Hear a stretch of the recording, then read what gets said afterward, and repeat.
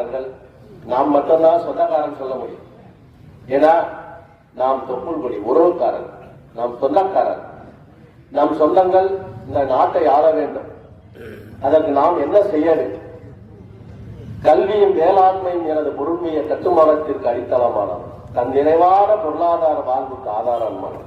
இந்த கல்வி, வேளாண்மை, கைத்தொழில் இதை எதையுமே இந்த சமுதாயத்துக்கு கொடுக்கல.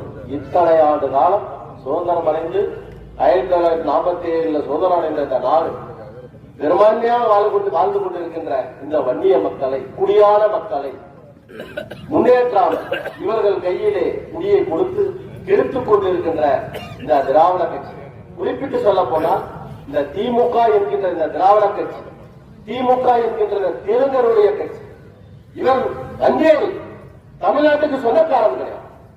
இவன் ஆந்திராவில் இருந்து வந்தவன், இந்த நாட்டை ஆண்டு கொண்டிருக்கிறார். இவன் சொந்தக்காரர்கள். இங்க பெரும்பான்மையான வாழ்ந்து கொண்டிருக்கிறவர்கள் வன்னியர்கள்.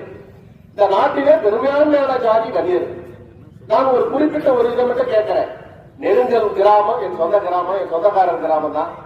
நான் இந்த ஊரோட கவர்னரா என்னை ஏத்துப்பீங்களா? ஊர் கவர்னரா என்னை மட்டும் விட்டுங்களா? பார்க்கலாம். ஒரு முறையாவது என்னை ஊர் கவர்னர் ஏத்துக்காது. நெடுங்கல் ஊர் கவர்னர் ஏத்துப்பீங்களா? நாங்க பரம்பரையா கவர்னர் வம்சாவளி வந்திருக்கிறேங்க. ஏன்னா அந்த நாட்டை ஆண்ட நான் ஏன் இந்த நாட்டை ஆள விடாமல் தடுக்கிறார்? வன்னியடிகள் ஆண்டு கொண்டிருக்கிறார். இந்த கிராமத்திலே நான் பக்கத்து கிராமத்தை சார்ந்தவன். நான் வந்து இந்த கிராமத்தை கவர்னரா பொறுப்பேற்றுக்கிறதே விட மாட்டீங்க. ஒரு நாள் கவர்னரா விடுங்கன்னு கேட்டா விட மாட்டீங்க. ஆனால் 47 சுதந்திரம் அடைந்த பிறகு அன்றிலிருந்து இன்று வரை அடிமையா மற்றவனுக்கு அடிமையா கை கட்டி நின்று அவனை ஆட்சி செய்ய வைத்து நாம் அழகு பார்த்துக் கொண்டிருக்கிறோம். அவர்களை கையேற்றி பிச்சை எடுத்துக் கொண்டிருக்கிறோம்.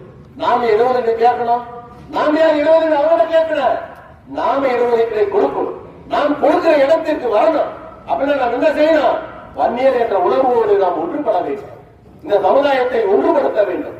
இங்கே இருப்பவர்கள் படித்தவர்கள். இந்த கிராமத்தை ஒரு குறிப்பிட்டு சொல்லப்பட ஐயா நினைத்த கனவு இந்த கிராமத்தில் நிறைவேற்றி நானே கூட சொல்லலாம். ஏன்னா இந்த கிராமத்தை ஒரு மாதிரி கிராமமா எடுத்துக்கலாம். நெடுங்கல்ல இந்த நான் பல ஆண்டு காலமா ஒரு 30 ஆண்டு காலமா கட்சி பணி செஞ்சுட்டேன்.